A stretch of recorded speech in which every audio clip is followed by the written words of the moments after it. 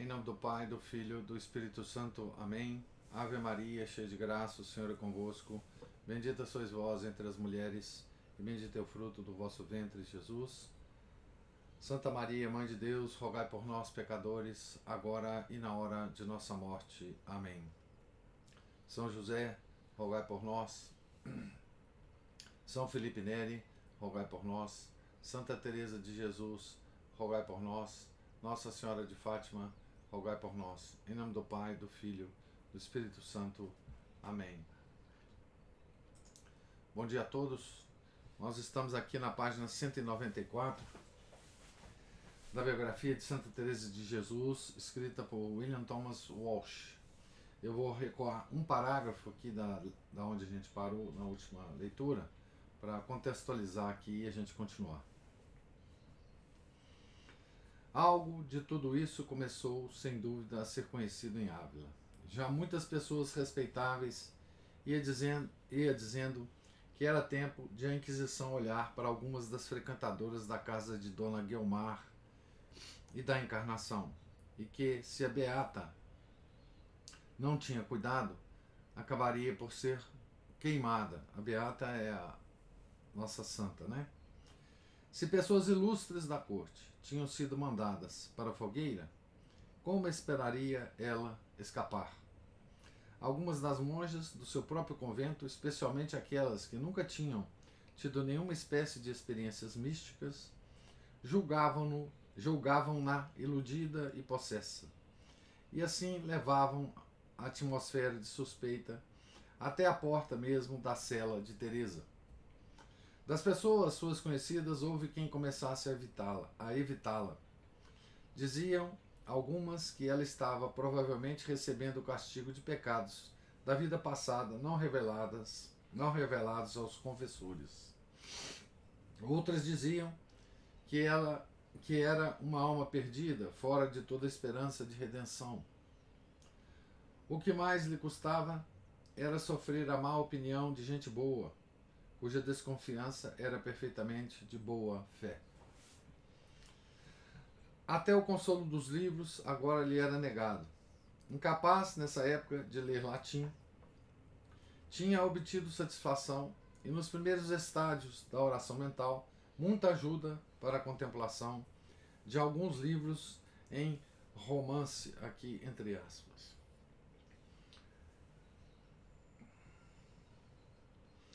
A sua pequena biblioteca compreendia um exemplar do Flos Sanctorum, a famosa Vita Christi, de um cartucho, Rodolfo de Saxônia, que fora traduzida em castelhano por ordem de Fernando e Isabela, uma tradução das cartas de São Jerônimo, as Morais de São Gregório, as Confissões de Santo Agostinho, a Imitação de Cristo, ou como então lhe chamavam, Contemptus Mundi, numa bela tradução de Frei Luís de Granada, o Oratório de Religiosos e Exercícios de Virtuosos, de Frei Antônio de Guevara, o Tercer Abecedário de Osuna, sobre a meditação, né?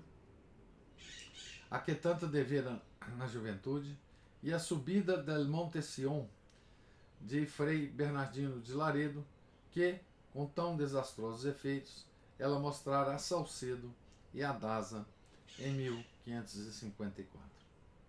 Todas essas obras piedosas deviam parecer bem inocentes para qualquer monja, mas, como grande parte da propaganda clandestina do Dr. Casala e seus associados tinham sido feita por meio de livros religiosos em vernáculo, incluindo alguns do arcebispo Carranza, o inquiridor-geral Valdez publicou um índex em 1559, proibindo muitas publicações em espanhol. A lista era tão extensa que abrangia não apenas livros heréticos, mas alguns tão inocentes como o Tratado de Oración e Meditación de Frei Luís Granada. Frei Luís Granada foi preso, né, pela Inquisição espanhola, certo? E o Dr. Casala foi o propagador dessa heresia aí dos iluminados espanhóis, né? Esse decreto foi para Teresa uma grande provação. Abre aspas. Quando se proibiu a leitura de vários livros em língua vulgar, senti-o muito, porque me deleitava em ler alguns. Fecha aspas. Ouviu então a voz de Cristo dizer, abre aspas, não tenhas pena, que te darei livro vivo. Fecha aspas. No entanto, quando passou este momento de celeste conforto, e o inferno do conflito bramiu de novo em volta da sua cabeça inclinada, as palavras divinas mais reais, quando pronunciadas, que a realidade mesma, mais pareceram esmoecer na sua memória, como alguma coisa ouvida muito antes num sonho, enquanto que a sinistra voz de uma falsa humildade murmurava ao seu entendimento exausto e dormente que talvez ela tivesse sido enganada pela sua própria presunção. Assim desceu sobre ela, em 1559, a mais terrível provação de toda a sua vida. Sem livros, suspeita ao público e por ele ameaçada, objeto das dúvidas e receios dos amigos e das irmãs em religião, escarnecida por um bem real espírito maligno, que nesta hora final da noite obscura, da purificação de sua alma, era autorizada a tomar forma visível ao lado dela e lançar como um escárnio de uma boca hedionda e espantosa que desta vez ela não escaparia das mãos dele. Aquela pobre mulher sofreu um Getsemane onde não aparecia nenhuma esperança de consolação que não fosse a que vinha de um jovem confessor que algum dia poderia render-se a argumentos razoáveis e aos seus próprios receios e abandoná-la ao desespero. Que seria dela se ele a abandonava? Abre aspas. Cheguei a temer que não houvesse com quem me confessar e que todos fugissem de mim. Não fazia senão chorar. Fecha aspas. O padre Álvares garantiu-lhe que não a abandonaria. Pôde ter estado tentado a fazê-lo. Abre aspas. Meu confessor, que era um padre bem santo da Companhia de Jesus, como disse, eu comandava com tantos temores, obedecia em tudo, ainda que imperfeitamente. Por minha causa, no meio de tantas dificuldades, padeceu ele bastante nos 3 anos e tanto em que foi meu confessor.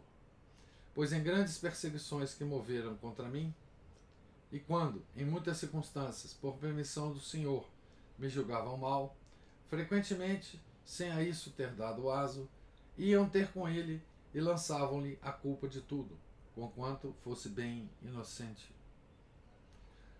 Seria impossível, se não tivesse tanta santidade e não o animasse o Senhor, poder sofrer tanto. Com efeito, tinha de responder aos que não me davam crédito e me julgavam transviada. E, ao mesmo tempo, havia de sossegar-me e curar o medo que me assaltava, embora, por vezes, me fizesse temer ainda mais. Por outra parte, tinha de tornar a tranquilizar-me depois de cada nova visão, porque permitia Deus que me fizessem grandes temores. Tudo me vinha de ter sido e de ser ainda tão pecadora. Fecha aspas.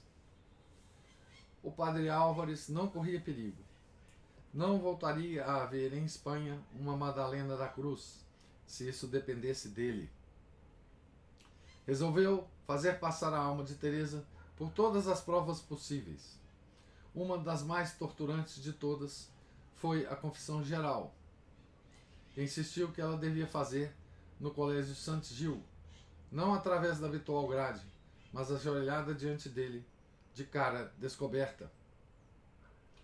Enquanto ele, de certo, vigiaria cada expressão dela como um gato vigia um passarinho, em busca de qualquer involuntária prova que confirmasse os receios dos amigos dela, de que esconder algum pecado da vida passada.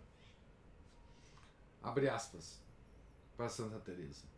Tinha eu um confessor, escreve Teresa com grande humildade, que me mortificava muito e em certas ocasiões chegava a afligir-me e a dar-me grande tormento, porque me inquietava bastante. Contudo, foi, a meu parecer, aquele com quem mais aproveitei. Ainda que ele votasse muito afeto, tinha algumas tentações de o deixar, parecendo-me que me impediam de fazer oração àqueles pesares que ele causava. Cada vez que me resolvia isto, era-me dito logo que o não fizesse, com uma repreensão que me aniquilava mais que tudo quanto fazia o confessor. Algumas vezes ficava acabrunhada, discussão de um lado, repreensão de outro, e tudo, no entanto, me era necessário. Tão pouco dobrada tinha a vontade.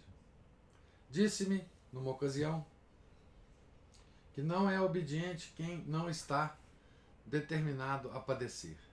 Pusesse eu os olhos no que ele havia padecido, e tudo se tornaria fácil para mim. Fecha aspas. Tem-se explicado a severidade do padre Álvares, dizendo que, além de ele estar prevenido pela boa gente que queria utilizar-se dele para salvar Teresa de si própria, estava, pela mesma época, a sofrer certas cruciantes desconfianças de si mesmo, semelhantes àquelas que afligiam a sua penitente. Seja como for, o certo é que ele era severo, tanto para si mesmo como para os outros.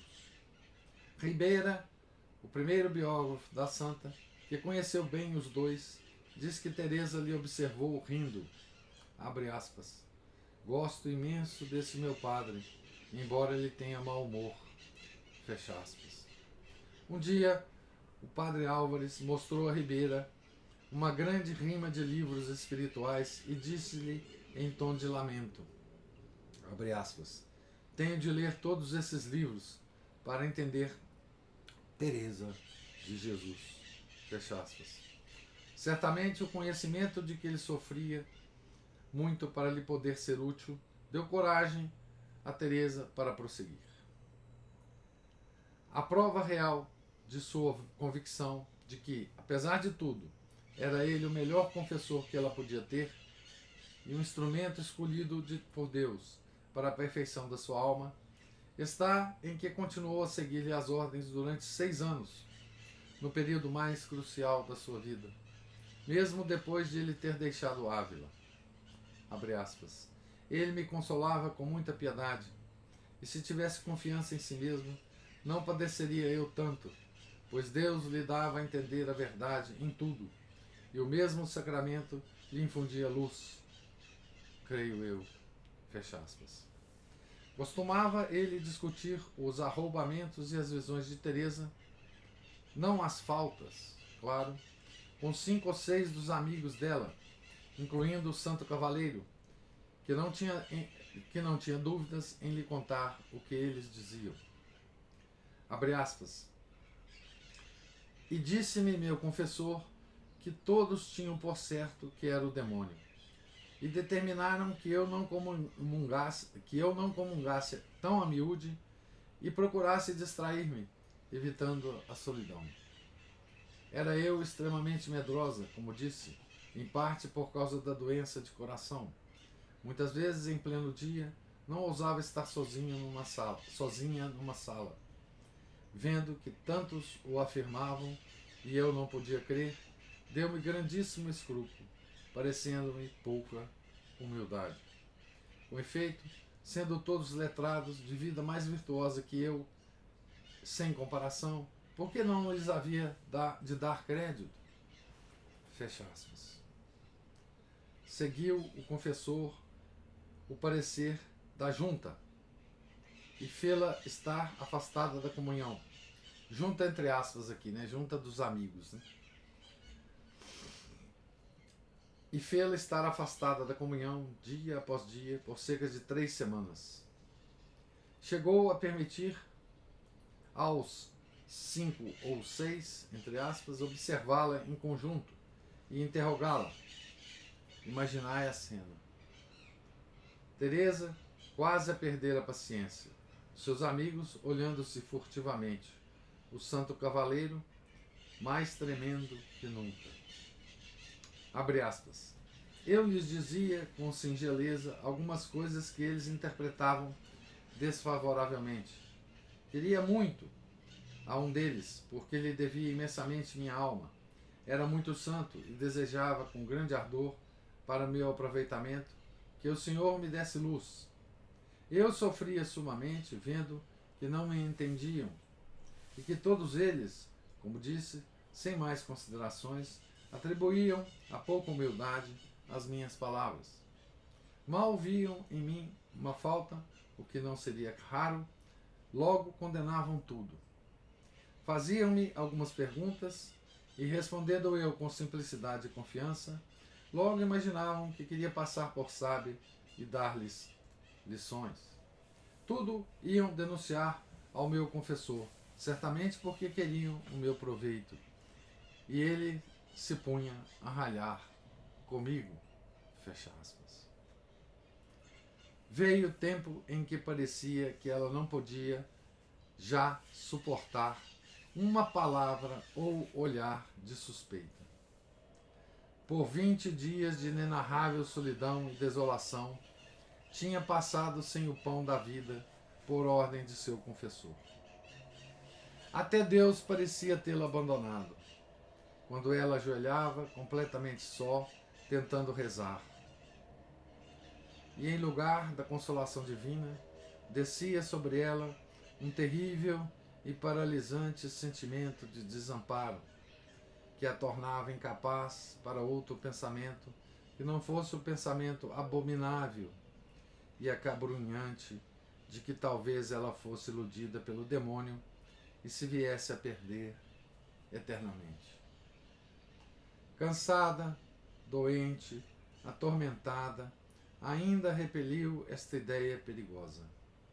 Obscura, mas tenazmente, no mais íntimo santuário de sua alma lutadora, ela apegava-se a um tênue fio de esperança nesta mais escura noite espiritual. E assim ficou de joelhos, 4 ou 5 horas, como uma estátua em agonia.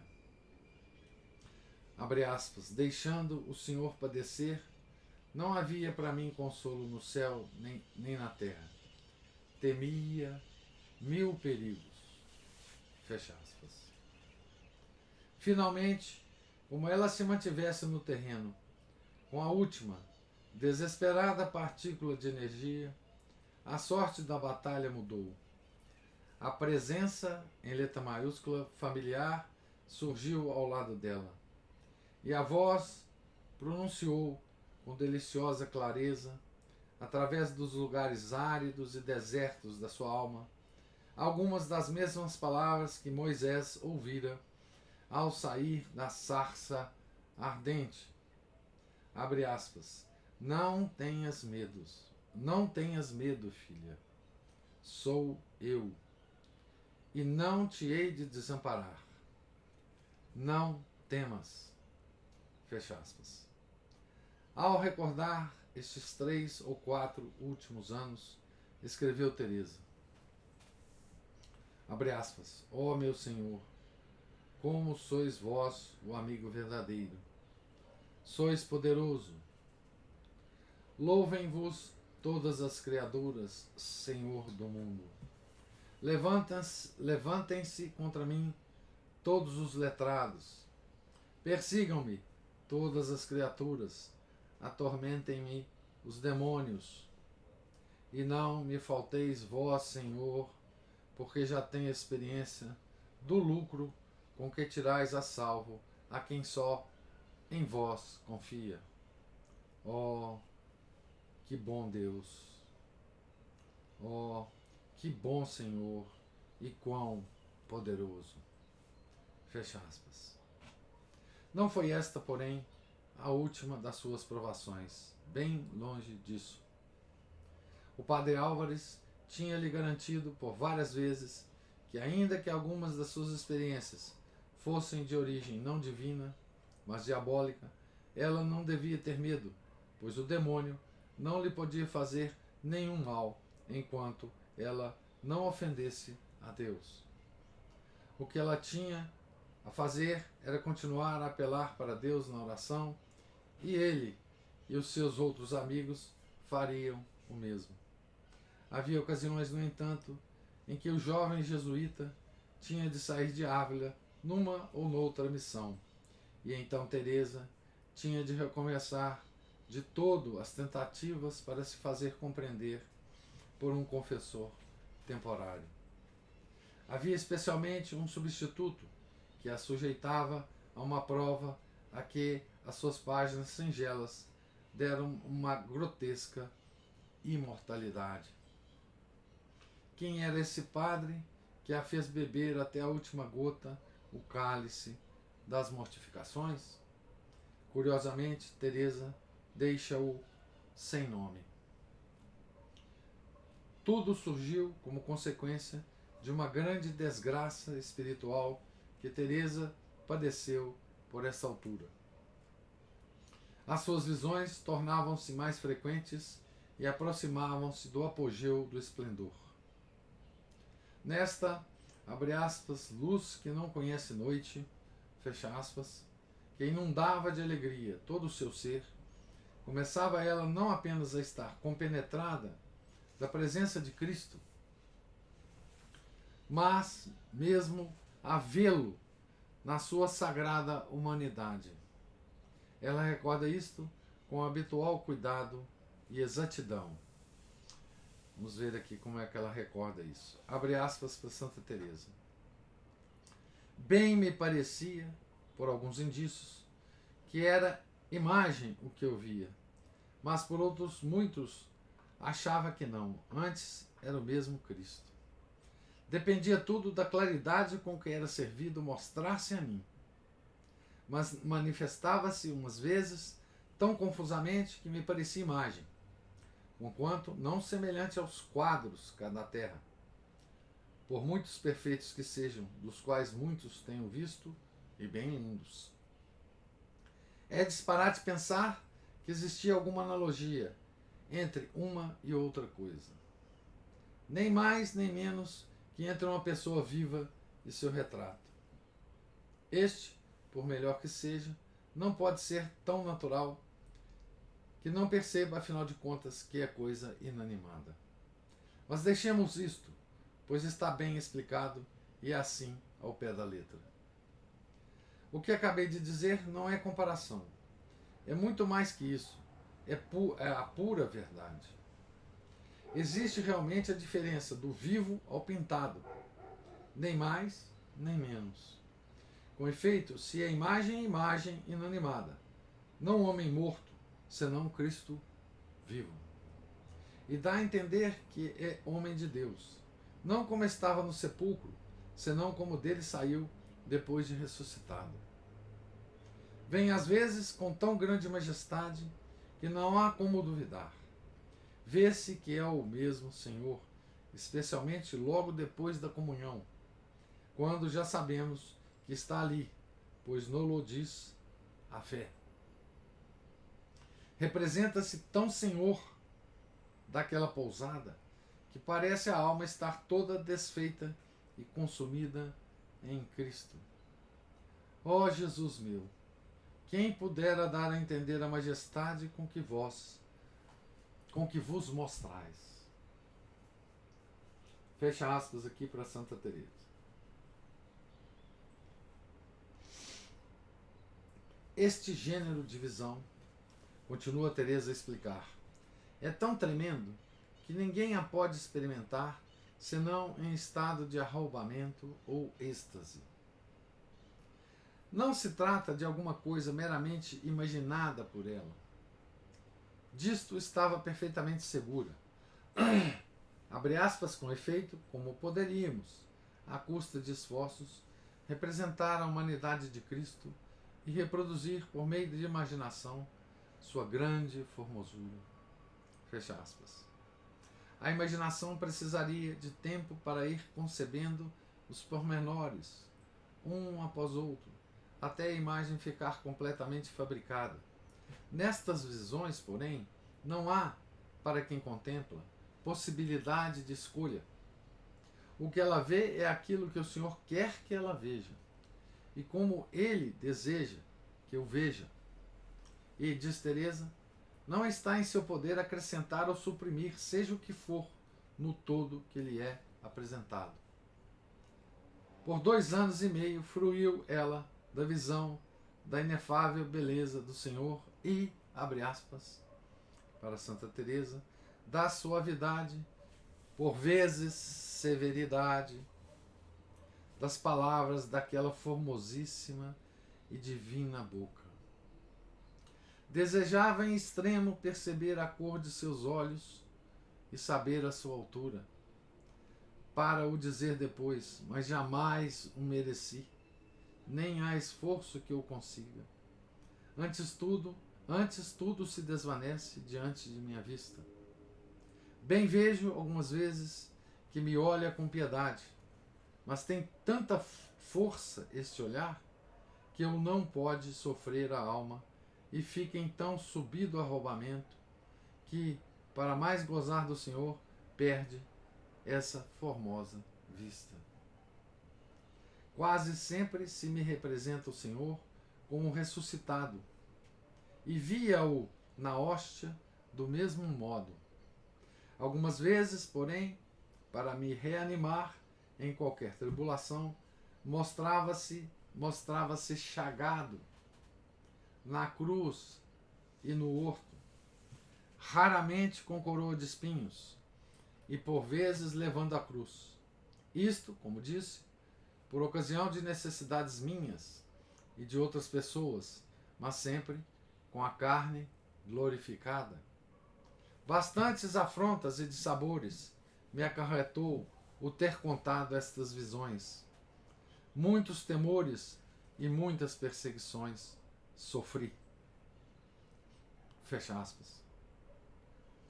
O confessor substituto era um dos que pensavam que essas visões deviam vir daquela fonte que Hamlet temia.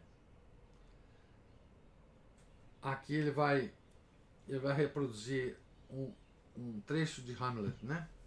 O espírito que eu vi pode ser o demônio, e o demônio tem poder para assumir uma forma agradável. Sim, e talvez aproveitando a minha fraqueza e melancolia, forte como é para espíritos destes, abusa de mim para me condenar. Como podia Teresa estar certa de que não era o demônio que estava figurando numa ilusória imagem de Cristo para a tornar soberba e autossatisfeita e ganhar assim as almas dela e daqueles que nela acreditassem? Sim, era claramente o demônio. Veja que coisa impressionante, né? Esse sofrimento, né? Essa pergunta é a pergunta que todos faziam e que a própria Teresa fazia, né? Como podia Teresa estar certa de que não era o demônio que estava figurando uma ilusória imagem de Cristo para a tornar soberba e autossatisfeita e ganhar assim as almas dela e daqueles que nela acreditassem? Eu vou parar aqui nessa pergunta a nossa leitura de hoje e fazer alguns comentários aqui a respeito disso. Então,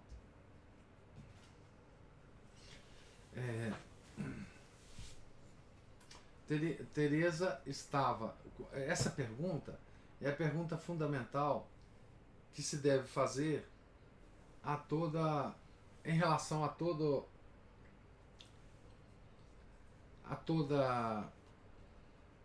indivíduo, né, que alega ter esse tipo de experiência, né, mística. Né? Outro dia eu comentei com vocês que em 99% dos casos, Deus nos aparece na nossa vida cotidiano, através das causas segundas, né? E está muito bom para nós, né? Nós nunca devemos desejar que Deus haja na nossa vida em causa primeira, como estava agindo na vida de Santa Teresa, né? Ele mesmo estava aparecendo, né? Ele mesmo estava orientando Teresa, né? Veja a confusão que é para um indivíduo quando Deus resolve agir na vida desse indivíduo em causa primeira, tá certo? Veja a quantidade de dúvidas, né, que surgem, tá certo? Justamente porque muitas das coisas que Deus pode fazer numa alma, o demônio também pode fazer, né? Por outro lado, veja o cuidado, né, que a igreja sempre teve com esse tipo de fenômeno, né? No caso de Santa Teresa, tudo isso foi aumentado demais, né, por causa da falsa mística, né, que a Inquisição Espanhola descobriu no mosteiro na Espanha, né, a Madalena da Cruz. Mas veja que mesmo antes, Santa Teresa, ela mesma não tinha certeza, né? Esses místicos, normalmente, todos eles precisam de uma opinião, né, de um representante da igreja para atestar, né, o carimbar, né, dar um carimbo, um selo de autoridade naqueles fenômenos, né? É assim com todas os santos místicos da igreja, né? Santa Teresa viveu numa época especial, né, em que a Inquisição, bom, primeiro havia a Santa Inquisição e segundo, ela foi reerguida, digamos assim, reaquecida, os tribunais inquisitoriais na Espanha, por causa dos alumbrados, né, dessa descoberta desses iluminados, né, que tinham uma conexão grande com os luteranos, né, com a heresia de Lutero. Então tudo ficou mais difícil mesmo na Espanha, né? Mas de qualquer forma, essa resposta, se aqueles fenômenos eram provenientes de Deus ou do demônio, Teresa queria saber isso tanto quanto seus amigos, né? Para não dizer os inimigos, né? Porque veja, os amigos dela, essa junta de amigos dela, estava mesmo em dúvida, né? Estava querendo, digamos assim, salvar a alma de Teresa do demônio, né? Então, se vocês compararem, né, todas essas preocupações em relação a Santa Teresa com as preocupações que hoje a igreja tem, ou que a igreja não tem, né, dessas visionárias modernas, né? Porque veja, o número de pessoas visionárias, ou que se dizem visionárias hoje, é muito grande, né? Tá certo? E a igreja, ela não se preocupa em nada, em distinguir esses fenômenos mais. Eu arrisco a dizer que na igreja moderna, se existir, são muito poucas as pessoas que existem que têm a condição de fazer essa distinção, esse discernimento, né? Porque a igreja perdeu toda a fibra espiritual que ela tinha, né? Então hoje, muito poucas são as pessoas que têm essa capacidade, né? Isso a gente nota, por exemplo, pelas descrições do padre Gabriele Amorth, né, já falecido, a respeito dos exorcismos, a respeito das pessoas que têm capacidade de fazer ou não o exorcismo. Então, enfim, imagina pessoas que têm o discernimento, né, de pegar esses visionários modernos, né? A gente encontra visionário hoje em todos os lugares, né? E o povo católico, ele é atraído por esses visionários sem a percepção de que pode ser um fenômeno demoníaco. Por quê? Porque as pessoas, quando elas acreditam no demônio, elas colocam o demônio em último lugar como causador dessas coisas, né? Elas não percebem de nenhuma forma que pode ser o demônio, né, que está causando esse furor todo dentro da própria igreja, né? Então, a gente vê, por exemplo, esses visionários, porque hoje é curioso, né? Hoje existe desde Fátima, existe uma instrumentalização de Nossa Senhora. O próprio movimento, as aparições de Fátima foram, ao longo do século XX, instrumentalizadas por um lado ou por outro pelos católicos, né? E depois disso, Nossa Senhora passou, então, a aparecer com tanta frequência em tantos lugares do mundo que, enfim, hoje é completamente impossível você até ficar sabendo das quantas aparições de Fátima, de Nossa Senhora existiram no século XX, né? E as pessoas se aderem a isso com uma ingenuidade, com uma falsa piedade, com uma despreparo, com um ímpeto assim que é impressionante.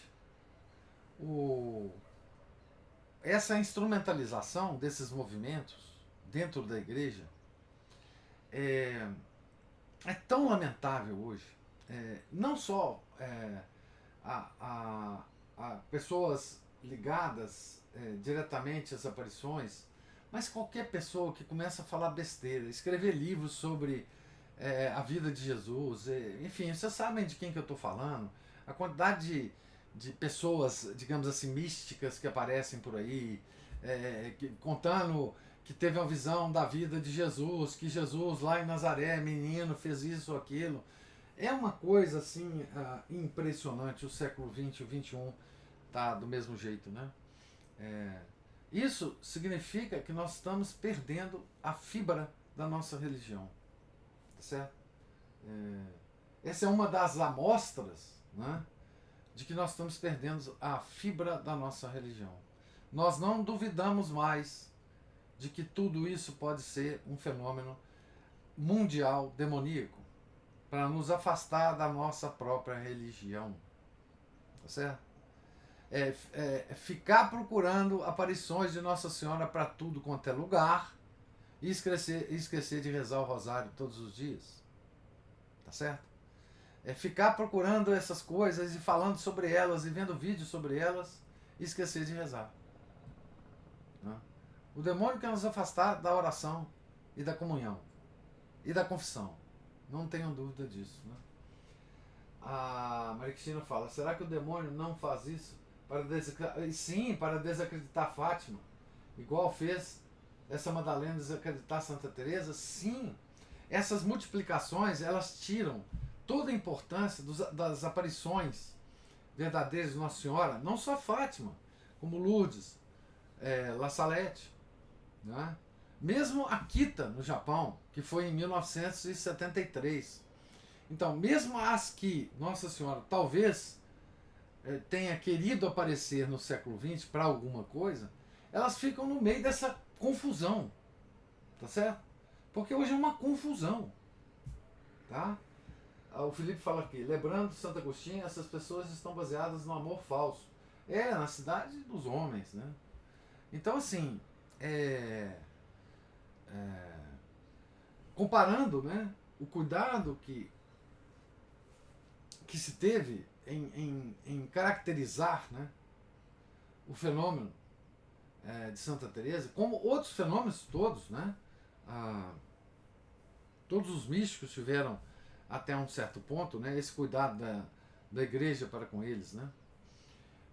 E hoje você, então assim, histórias terríveis de falsos místicos, né, de falsas videntes, uma coisa impressionante. Mesmo no século XIX já tinha isso, né? E o que eu fico impressionado é com a avidez com que os católicos aderem a esse tipo de coisa, a esses livros que aparecem, a essas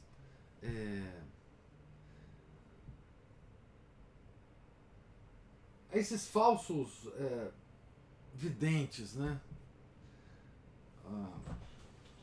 O século XX apareceu muito pessoas que escreveram sobre a vida de Jesus, tentando, digamos assim, contar para nós a vida de Jesus e de Maria, que não estão contados no Evangelho. Isso é o seguinte, por que acontece isso? É porque as pessoas já esqueceram das revelações de Santa Brígida, que são aprovadas pela Igreja. As revelações de Santa Brígida, Nossa Senhora e Nosso Senhor, contam muitos detalhes das vidas deles, que não estão nos Evangelhos. Isso é fundamental para a nossa fé? Não! Isso não é obrigatório. Ninguém precisa ler Santa Brígida.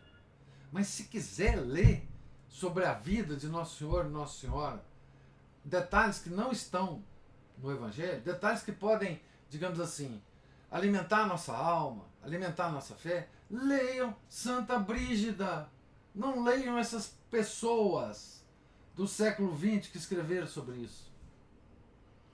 Tá certo? Não leiam esses falsos visionários. Precisa ler Santa Brígida? Claro que não. Claro que não. Revelação particular não é obrigatório para ninguém. Tá certo? Mas está aprovado pela Igreja. Aquelas visões de Santa Brígida estão aprovadas pela Igreja. Se quiserem ler, leiam Santa Brígida. Mas não, vão ler essas fulanas que escreveram sobre isso por aí. Tá certo? Então, assim, as pessoas, enfim, nós estamos todos, nós perdemos a fibra da fé, a fibra da seriedade religiosa, a fibra da dureza, a fibra que nós precisamos para caminhar no caminho católico verdadeiro, que é duro, que é difícil. E nós queremos os melzinhos da sentimentalidade, né, as florzinhas da sentimentalidade, né? Isso tudo é isso tudo é lamentável. Desculpe que hoje eu tô bravo, porque eu li essa coisa de Santa Teresa e eu fiquei bravo. Mas deixa eu parar de falar e dar oportunidade para vocês falarem, por favor.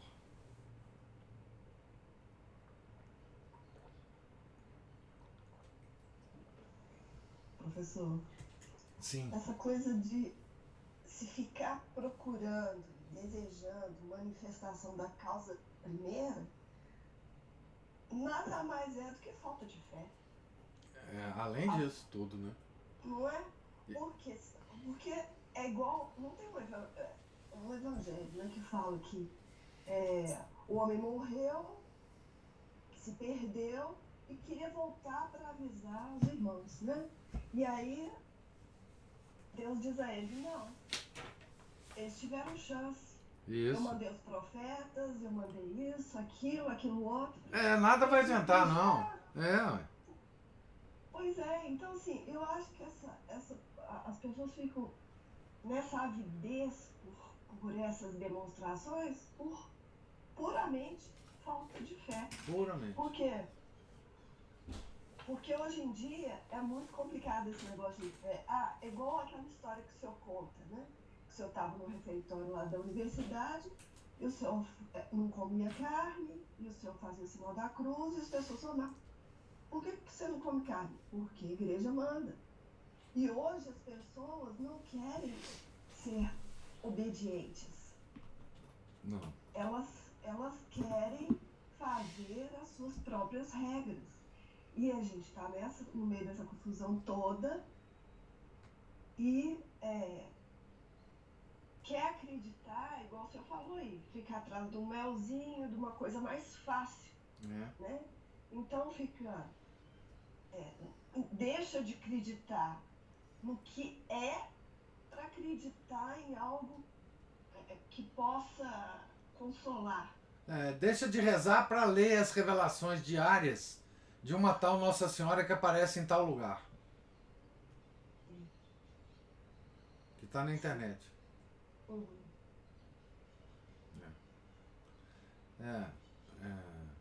Perdemos a fibra da fé, Ana Paula. Professor, sim. Quando o senhor fala, né, que a gente está encharcado de modernismo, nós também estamos encharcados de orientalismo. E eu acho que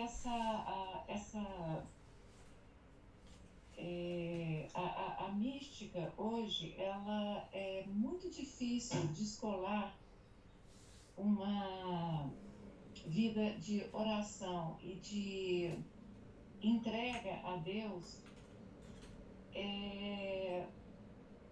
em meio a algumas concepções, porque as palavras estão todas trocadas e viradas, né?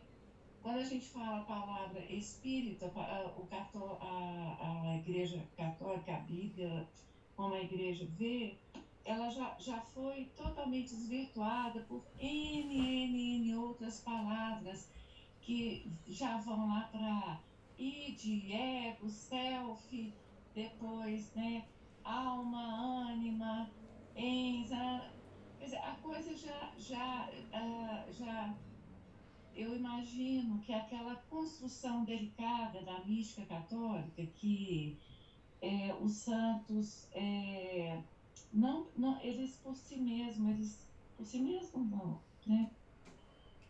Quando Deus se revelava para eles já tinham ali eu falo que é uma atitude de vida sustentada, sustentada num nível de ser católico, sendo católico. Então, esse discernimento eu não falo só os santos, mas a população comum, né, que rezava, que pedia a Deus auxílio.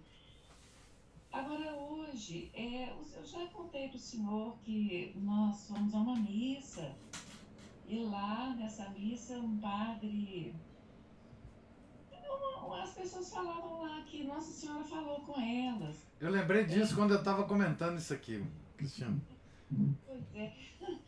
Eu acabei lembrando, a gente tenta esquecer, eu acabei lembrando. Até as cores das coisas que... Aqui em Belo Horizonte, né? Esse caso passou com a Cristina aqui em Belo Horizonte. Uma missa aqui em Belo Horizonte. Uma missa em Belo Horizonte, um padre católico, não tem outro jeito, né? Pessoas católicas, dia de semana, todo mundo devoto. E eu vi cores de Umbanda, obviamente essas pessoas não acho que nem fizeram isso de propósito, mas eu vi gente aflita, falando, Nossa Senhora falou comigo, não sei o quê.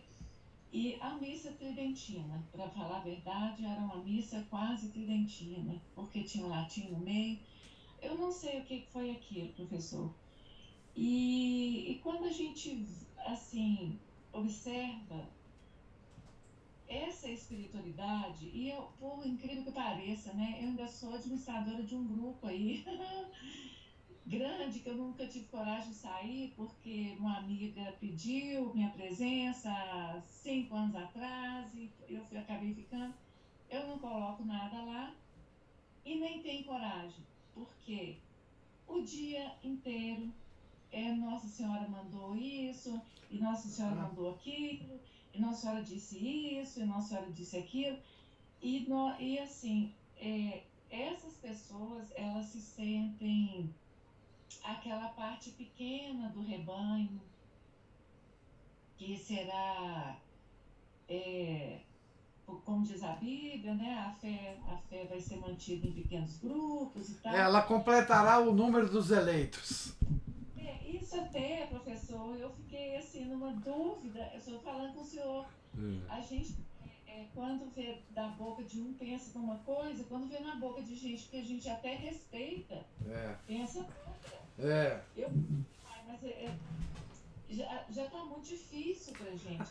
Agora, o que eu acho a nota mais, assim, eu vou dizer a palavra que eu acho que é demoníaca, que é essa dificuldade que esse orientalismo fez conosco, juntando mais parapsicologia, espiritismo, receber espírito, nós ficamos assim desamparados porque todos os santos dias nós rezamos, a gente acorda de manhã, reza, depois, né, às vezes tem temporadas que a gente faz as horas do dia, depois a gente esquece, mas nunca a gente deixa o terço. E digamos assim, deixar Nosso Senhor nos orientar começa a ficar difícil, tendo em vista essa confusão de espiritualidade que a gente tem hoje. E eu, professor, eu não canso de notar, eu não sei se eu fico muito presa nisso. Na leitura de Santa Teresa, ela chama muito atenção. Ela fala, tem uma coisa bacana que ela fala, uma analogia que ela fala assim, né, que até quando Deus nos dá dádivas no nosso jardim, nós entregamos para Ele os frutos, esquecendo que a terra, a propriedade é dele. A gente entrega para Ele os frutos, mas nós não entregamos a terra e a propriedade achando que aquilo é nosso. Quando ela fala, né, dos graus de Ela usa a metáfora do hortelão, né? hortelão, exatamente. Que vem regar e tal. Outras vezes ela fala assim, não volte atrás. Quando você chegar em determinado ponto, você não pode voltar atrás. Então, e a gente às vezes tem essa ideia de que a vida espiritual, ela pode ficar indo e voltando, né? Que você pode começar, não sei o que, porque uma coisa é uma recaída, outra coisa é o abandono da prática. Não dá para tirar férias, né? Não tem férias. Se Deus te concedeu alguma graça espiritual profunda, de uma percepção profunda da fé, nós temos que sustentar essa graça. Imagina, bom, é isso que o senhor pode até dizer que pode ser que não, mas é o que eu percebo em Santa Teresa de Ávila, né? Que ela faz essa colocação. Mas vamos aí, pessoal, com esses até padres no meio dessas coisas que a gente, meu Deus do céu. Não, é uma coisa assim. Essa coisa pegou os católicos de uma forma que não tem jeito. A Ana está falando aqui, é o liberalismo fazendo seus estragos. Olha, eu tenho um amigo que eu recebo quase que diariamente, alguma aparição de Nossa Senhora diferente que eu nunca tinha ouvido falar. Tá certo? No Brasil, só no Brasil, sem mencionar outros lugares. Então tem uma aqui em Sete Lagoas, tem outro não sei aonde, tem outro no Triângulo Mineiro, tem outro... É uma coisa impressionante. A quantidade... A Nossa Senhora não faz outra coisa do que aparecer. Né? Assim, a agenda dela está toda tomada em aparecer em todos os lugares do mundo. É igual ET. ET também aparece em tudo quanto é lugar. É exatamente igual ET. Então, assim,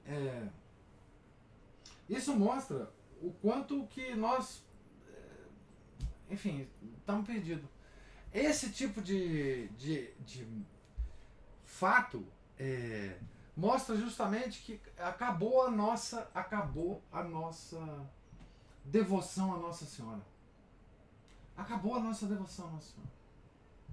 Nós somos devotos de aparições. Nossa Senhora para nós, a figura, a nossa mãe do céu, ela se evaporou nesse tanto de aparição. Né? Hoje existem centros católicos divulgando essas aparições, né? Centros católicos de fato respeitáveis, né? Divulgando essas aparições e escrevendo livro. Está lançando um livro agora sobre uma determinada aparição e não sei quem fala do Nordeste que apareceu, que o bispo não sei o quê. Então assim, a nossa mãezinha do céu se evaporou com esse tanto de aparição. Evaporou. Não existe mais. Então assim,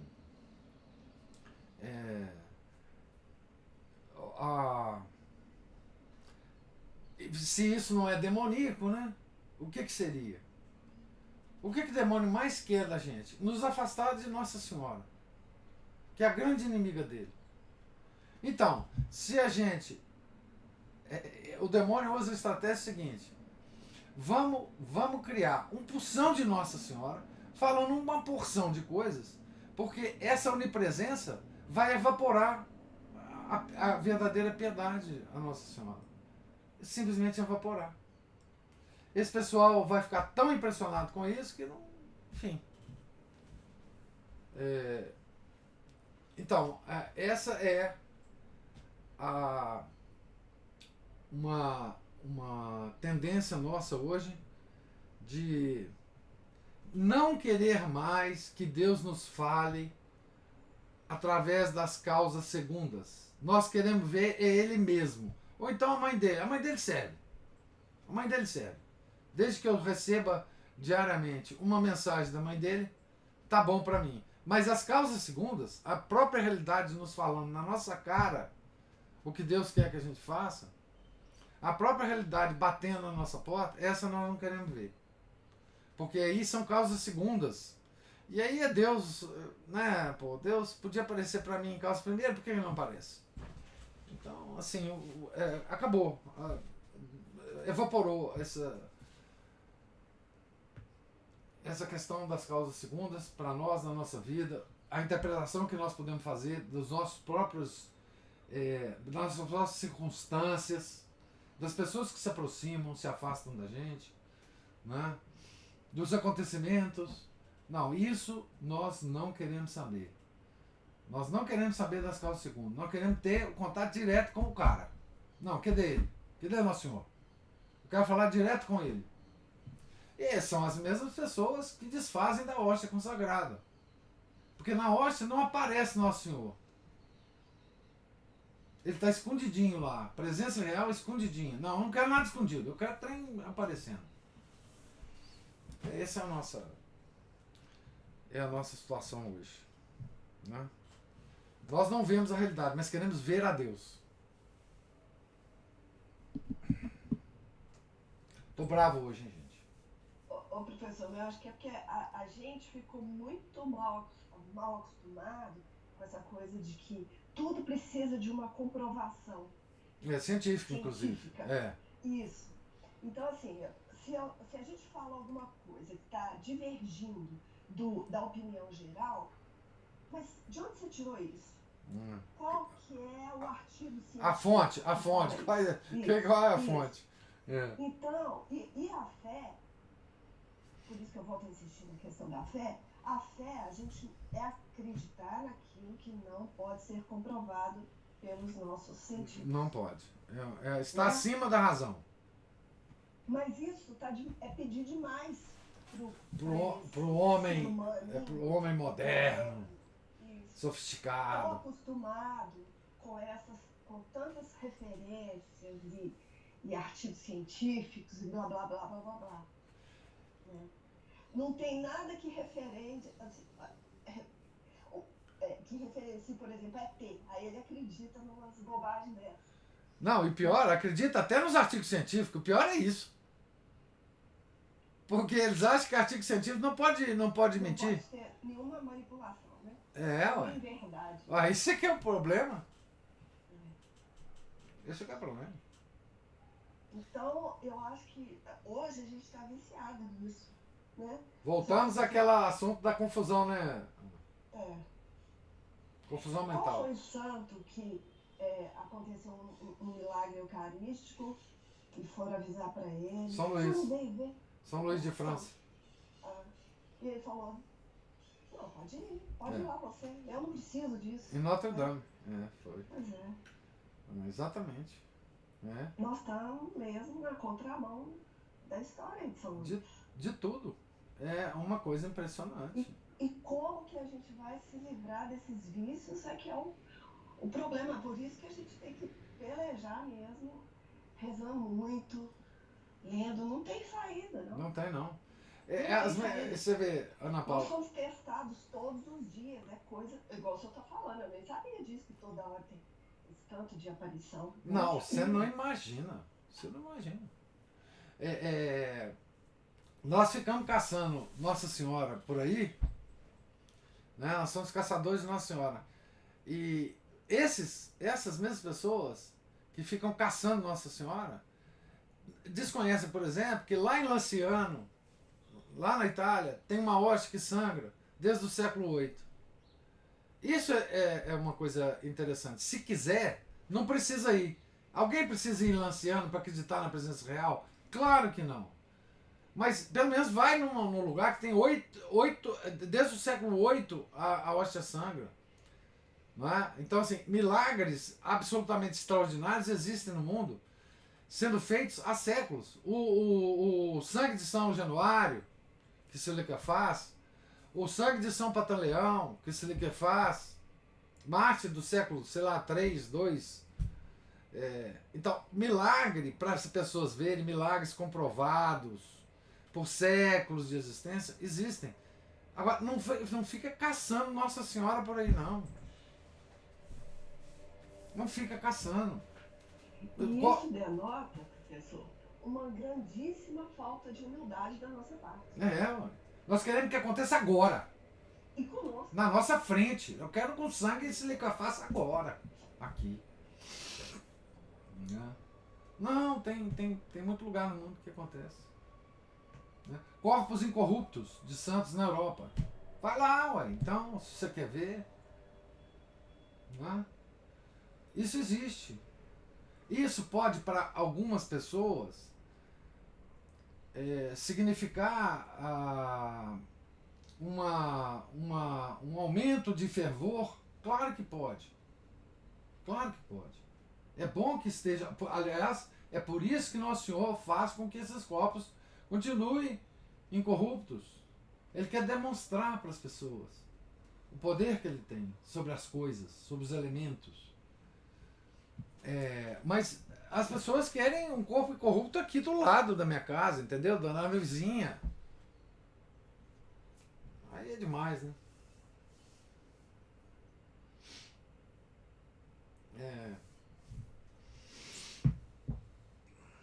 Mais alguma observação?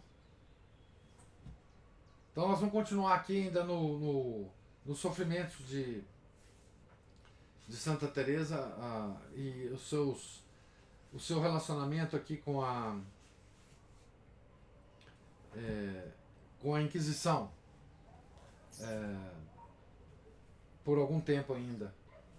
Nós estamos aqui na página 204 e, se Deus quiser, amanhã a gente retorna. O Felipe está digitando ali, vamos esperar ele. Hoje eu tô bravo, Felipe. Ele tá falando que gosta quando eu fico bravo.